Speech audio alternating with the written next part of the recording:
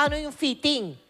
Isa naman, nagbebenta ng pasalubong, yung mga Pinoy delicacies. Aba, masarap yan. Dried mangoes. Saan yan? Special yan sa Cebu. Cebu, oh. Manggagaling sa Cebu. Pero sa internet ka lang bibili.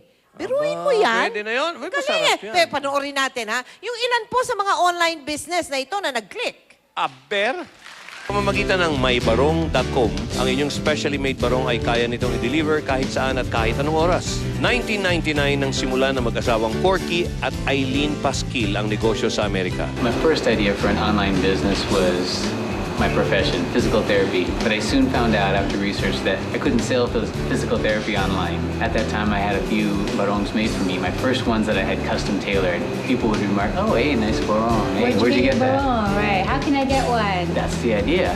You know, people can't get a custom tailored barong in the States unless they spend a lot of money. I thought it was the most ridiculous idea. It was a crazy idea because, well, for one, no one was selling barong Tagalog online at all. Ang unang pagkakataon niyang magsuot ng barong Tagalog ang naging inspirasyon upang ito ang gawin niyang negosyo. Even though I'm in the States, I'm wearing this barong and I'm connected to my ancestors. You know, it's very symbolic. It's a way that they can honor their grandparents, you know, their parents.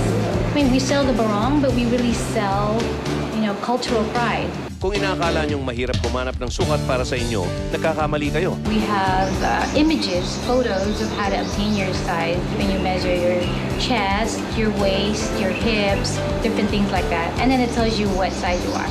Sa ganda ng kanilang gawang mga barong, hindi nakakapagtakang dumami ang sa kanila ay umu-order kaya naman minabuti nilang dito muna manirahan sa Pilipinas. We wanted to take it to the next level, you know, sort of standardize the whole process, get a better handle on the quality control.